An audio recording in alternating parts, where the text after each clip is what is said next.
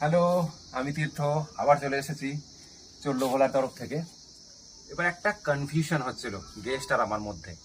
আমি তো মোস্টলি যখন বুকিং আপনারা করেন ফোনে ফোনে আপনার সঙ্গে বুকিং করবেন এবং আমি ছবি টবিগুলো পাঠাই।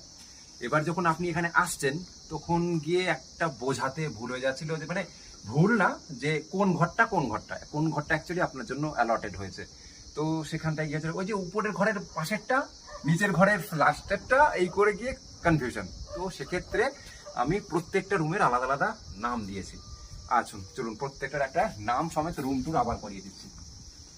এই হচ্ছে আমার চল্লভোলার পেট্রাটসের তিস্তা। এই তিস্তাটা হচ্ছে ব্যালকনি সমেত, অ্যাটাচ ব্যালকনি আর অ্যাটাচ বাথরুমের একটা ঘর, যেটাতে আজ সকালে গেস্ট বেরিয়েছে, জাস্ট এখন চলছে পরিষ্কার পরিচ্ছন্ন করা। দুটো ডাবল বেড, চারজন আপনারা আরামসে হেঁটে যাবেন। আর এখান থেকেই জানলা দিয়ে সোজা কাঞ্চনজঙ্ঘার ভিউ, সঙ্গে ব্যালকনি। এই গেল আপনার তিস্তা। এবার আসুন তোরসায়।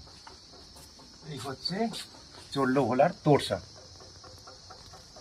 তোরসা আমার সবচেয়ে ফেভারিট একটা ঘর, কারণ একটাই, একটা কেস আছে, এখন চুপচাপ ঢুকে পড়েছি। তো দুটো জানলা, সুন্দর ব্যালকনি, এল প্যাটার্নের ব্যালকনি আপনি পেয়ে যাচ্ছেন এখানটাতে, ডাবল বেড।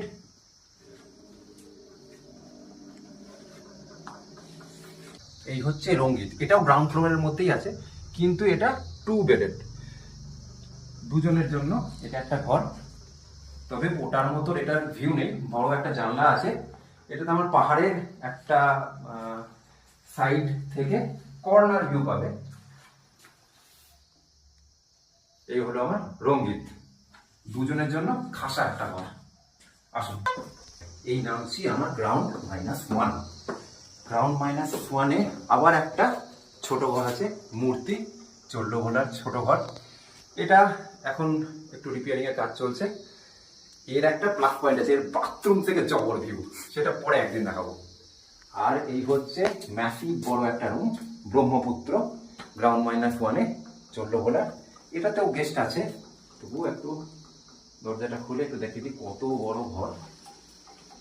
বলতে পারো এটা ফুটবল গ্রাউন্ড। একটু মেসি হয়ে আছে, চুপি চুপি করে ভিডিওটা করে ফেলছি।